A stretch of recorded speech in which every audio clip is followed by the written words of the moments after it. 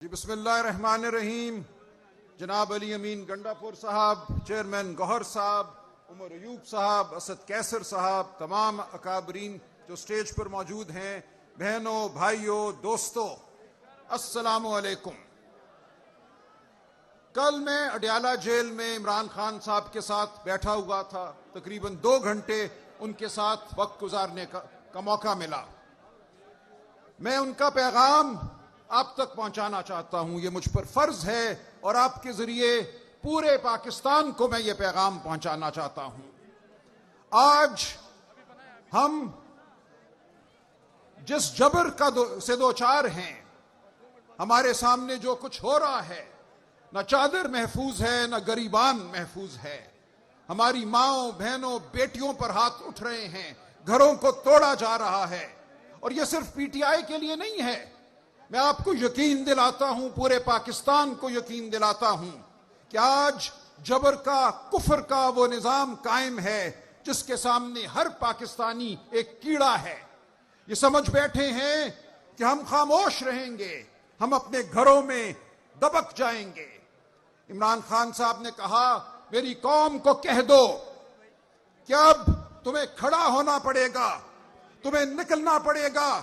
اس ملک کے میدان، اس ملک کی سڑکیں تمہاری منتظر ہیں. اگر ایسا نہیں کرو گے تو چن چن کر اپنے گھروں میں مارے جاؤ گے. یہ معاملہ جو آج ہو رہا ہے، جو جبر ہو رہا ہے، وہ حاجی امتیاز کا گھر ہو، وہ انتظار پنجھوتا ہو، وہ کوئی بھی ہو، ہمارے سینکڑوں دوست ہوں جن کے گھروں کو توڑا گیا، جن کے کاروبار بند کیے گئے، جن کی فصلوں کو اجاڑا گیا، وہ سب پاکستانی ہیں، وہ سب آپ اور میں ہیں. ہم نے ان سب کے لیے کھڑا ہونا ہے.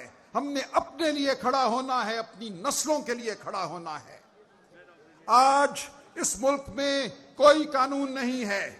عدالتوں کو محکوم کر دیا گیا ہے.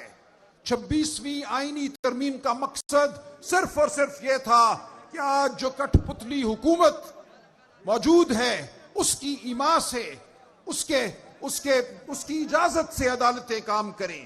وہاں ججوں کو چن چن کر اس طرح لگایا جائے کہ ان کے سر جو ہیں وہ جھکے ہوئے ہوں، ان کے دل مردہ ہوں. آج 9 نومبر ہے. یہ مفکر پاکستان حضرت علامہ اقبال کی پیدائش کا دن ہے.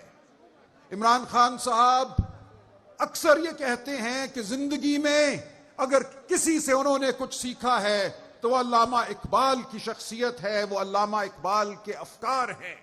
علامہ اقبال نے اس وقت ایک شعر کہا تھا جب علامہ کی قوم محکوم قوم تھی، انگریز کا راج تھا.